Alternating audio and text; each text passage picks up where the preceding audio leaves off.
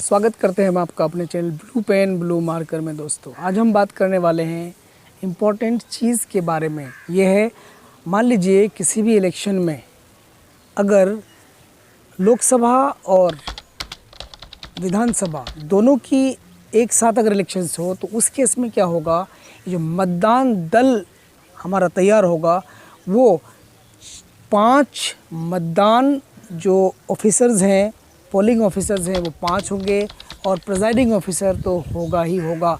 मतलब presiding officer 1, polling officer 1, polling officer 2, polling officer 3, polling officer 4, polling officer 5।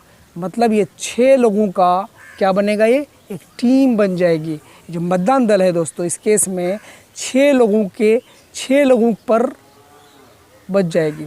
Presiding को छोड़कर 5 क्या होंगे, पोलिंग ऑफिसर्स होंगे। तो चलिए हम लोग बात करते हैं कि किस तरह से पोलिंग ऑफिसर्स, किस पोलिंग ऑफिसर का क्या काम रहेगा, उसको हम लोग एक बार देख लेते हैं। तो पोलिंग ऑफिसर 1 का वही काम है जो पहले होता था। मतलब इसको जो वोटर्स आएंगे उसको आइडेंटिफाई करना है, मतलब उसकी पहचान करनी है। और मतदान सूची का जो चिन्हित प्रति है उसका जिम्मेदार है। कोई भी वोटर आता है उसके पास आएगा और आने के बाद वो सबसे पहले उसको जो वोटर जो लिस्ट है, जो मतदान सूची है, वो उसमें उसका नाम ढूंढेगा, उसका क्रमांक ढूंढेगा और उसकी पहचान करेगा। और उसके पास जो भी वो डॉक्यूमेंट लाया है, चाहे वो आपका आधार कार्ड हो और वोटिंग, अगर वोटर कार्ड है, अगर एपिक है, इलेक्शन फ़ोटो आई कार्ड अगर है उसके पास तो वो ज़्यादा बेहतर है। या फिर अगर कोई भी डॉक्यूमेंट अगर वो शो करता है जिसमें उसका फ़ोटो होता है तो वो मान्य है। मतलब P1 का कार्य सिर्फ यही है, मतलब वोटर का, उसकी पहचान का पता करना कि ये वोटर जो है ये रियल और ओरिजिनल वोटर है, ये कोई दूसरा वोटर या कोई नकली, कोई बोगस वोट देने के लिए नहीं आया है। इस बात को कंफर्म करना होता है किसको, P1 को। अब रही बात P2 के बारे में, तो P2 का वही पुराना काम है सर, वही वो 17A जो रजिस्टर है उसका वो इंचार्ज होता है। और वो जो इस तर्जनी में जो इंडेलिबल इंक लगता है, अमिट स्याही का जो मार्क लगता है, वो भी उसी के ज़िम्मे है, उसी को ये लगाना है। और फिर उसको एक पर्ची जारी करना है, वोटिंग के लिए एक पर्ची जारी करना है। उस पर्ची में क्या करना है, उसका क्रमांक लिखना है वहाँ से, और 17A में जो रजिस्टर मिलेगा उसका क्रमांक लिखना है, उसका थंब इम्प्रेशन या सिग्नेचर ले लेना है और ये पर्ची भी उसको वोटर को थमा देना है। तो ये 17A का ज़िम्मेदार हुआ। नंबर 2, ये वोटर को एक पर्ची जारी करेगा, उसका ज़िम्मेदार हो गया। नंबर 3, ये 17A रजिस्टर में उस व्यक्ति का जो वोटर है, जो आया है उसके पास, जो P1 से होकर आइडेंटिफाई होकर के P2 के पास आया है, वो उसका थंब इम्प्रेशन या सिग्नेचर ले लेगा और उस पर्ची में क्रमांक लिख करके वो उसको आगे बढ़ा देगा। वो व्यक्ति, वो जो वोटर है, वो आगे चला जाएगा। तो ये P2 का काम यहाँ ख़त्म हो जाता है, P2 का काम यहाँ समाप्त हो जाता है। P1 का काम आप समझ गए, आप P2 का भी काम समझ गए। अब रही बात P3 के बारे में, हम लोग बात करते हैं कि P3 कौन सा काम करता है। चूँकि यहाँ 5 इलेक्शन ऑफिसर्स हैं और एक प्रिजाइडिंग ऑफिसर है, तो P3 यहाँ क्या काम करेगा उसको हम लोग एक बार देख लेते हैं। ज़्यादा कुछ नहीं करना है इसको। वो जो P3 है, P2 के द्वारा जो जारी किया गया जो इलेक्शन जो पर्ची है, उस पर्ची को एक तार रखेगा, नीचे एक बेस बना होगा, उस तार पे वो फंसाता जाएगा और जितने लोग आएंगे, जितने वोटर्स आएंगे, उस तार पे P3 का सिर्फ काम उस जो इलेक्शन जो पर्ची है जो P2 के द्वारा जारी किया जाता है उसको संरक्षित रखना ही उसका काम है। आपको बात समझ में आ गई।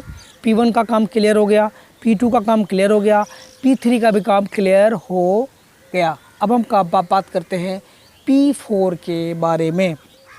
P4 सर जैसे हम अभी आपको बता चुके हैं कि ये जो 5 इलेक्शन ऑफिसर्स होंगे और एक प्रिजाइडिंग ऑफिसर होगा, ये तभी होगा जब लोकसभा और विधानसभा के जो वोटिंग होगी वो एक साथ होगी। ऐसा अब तक हुआ नहीं है, लेकिन ऐसा अगर हो तो मैं इसके बारे में बात कर रहा हूँ। तो P4 का काम क्या होगा? P4 जो है वो कंट्रोल यूनिट का मालिक होगा, इंचार्ज होगा। कौन सा वाला कंट्रोल यूनिट? जो लोकसभा का होगा, जो मेंबर ऑफ पार्लियामेंट को चुनने के लिए रखा गया होगा, उसका इंचार्ज कौन होगा? P4। मतलब उसको बैलेट देना है, कंट्रोल यूनिट पे बैलेट जो उसका बटन है उसको दबाना है, और फिर जो वोटर है वो आगे जाएगा, वोटिंग कंपार्टमेंट में जाएगा, वहाँ जाकर वोटिंग करेगा। अभी हम आपको बता रहे हैं। तो P4 जो है वो सिर्फ़ और सिर्फ कंट्रोल यूनिट जो लोकसभा का है उसके लिए ज़िम्मेदार है। P1 ख़त्म, P2 ख़त्म, P3 ख़त्म, P4 ख़त्म। अब बात करते हैं P5 के बारे में। P5 का काम भी कंट्रोल यूनिट की ज़िम्मेदारी है, वो कंट्रोल यूनिट का इंचार्ज है। लेकिन कौन सा वाला कंट्रोल यूनिट? जो असेंबली का है, जो विधानसभा का है, जो राज्यों का है, उस कंट्रोल यूनिट का जो मालिक है, इंचार्ज है, और वो कौन है? P5 है। वो इस चीज़ का ध्यान रखेगा कि जो P2 से या P5 से जो पर्ची जो वहाँ ले लिया गया P3 के द्वारा, वो P4 के पास आएगा। P4 और P5 ये दोनों कंट्रोल यूनिट का मालिक होता है। एक होता है लोकसभा का, एक होता है विधानसभा का। आपको बात समझ में आ रही है? अकेले मालिक है दोनों। ये जो P4 और P5 है, इसको ये भी इंश्योर कर लेना है। क्या इंश्योर करना है? पक्का करना है कि जो वोटर स्लिप है, P3 के पास जो वोटर स्लिप गया है, उसको जो उसने संरक्षित किया है, उसी क्रम में, उसी ऑर्डर में जो वोटर है वोटिंग के लिए वोटिंग कंपार्टमेंट में जा रहा है। इस बात को इंश्योर कर लेना है।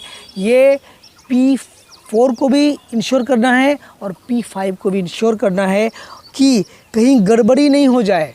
गड़बड़ी नहीं होना चाहिए।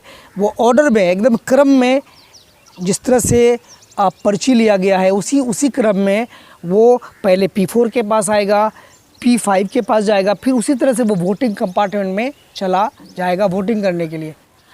और ये भी इंश्योर कर लेना है कि जो जा रहा है, जो व्यक्ति, जो वोटर जा रहा है, उसको लोकसभा का वोट देना है, तो वो सही वाले कंपार्टमेंट में, वोटिंग कंपार्टमेंट है, वहाँ जा रहा है जहाँ पे EVM रखा हुआ है, और है ना। और उसके बाद पहले लोकसभा वाले में जाएगा। ये इंश्योर करना है इन्हीं लोगों को, P4 और P5 को। P4 P5 का ये भी काम है कि समय समय पर अपने CUs का, अपने कंट्रोल यूनिट का टोटल बटन दबा करके देख लें कि उसमें कितना वोट अब तक अंकित हुआ है। दोनों का अंकन P4 के पास और P5 के पास, मतलब लोकसभा और विधानसभा दोनों में के CU में जितना वोट अंकित हुआ है, वो 17 जो P2 के पास 17A रजिस्टर है, उससे मिलान करते रहे कि ऐसा तो नहीं कि वोटिंग कहीं गड़बड़ हो रहा है। दोनों में वोटों का जोड़, योगफल, उसमें जितने लोग हैं 17A रजिस्टर में, दोनों बराबर हो जाना चाहिए। ये इंश्योर कौन करेगा? P4 और P5। तो मुझे लगता है दोस्तों कि आप समझ गए कि ये P5, P1, P2, P3, P4, P5 ये तभी होगा जब पार्लियामेंट इलेक्शंस और असेंबली इलेक्शंस, मतलब लोकसभा और विधानसभा के जो इलेक्शंस हैं साथ साथ होंगे। नहीं तो ऐसा होने वाला नहीं है। तो आप समझ गए P1 का काम, P2 का काम, P3 का काम, P4 का काम और P5 का काम। और फाइनली प्रेजाइडिंग का काम तो वही है कि पूरे टीम को लेकर के एक सही तरीके से फ्री एंड फेयर इलेक्शन को अंजाम देना। मैं आशा करता हूं कि आपको ये बात समझ में आई होगी। अगर फिर भी कोई आपको कन्फ्यूज़न है या आपको बात समझ में नहीं आई है तो आप हमें कमेंट करके बता सकते हैं। हम कोशिश करेंगे कि आपके कन्फ्यूज़न को दूर करें। Till then, take care, bye.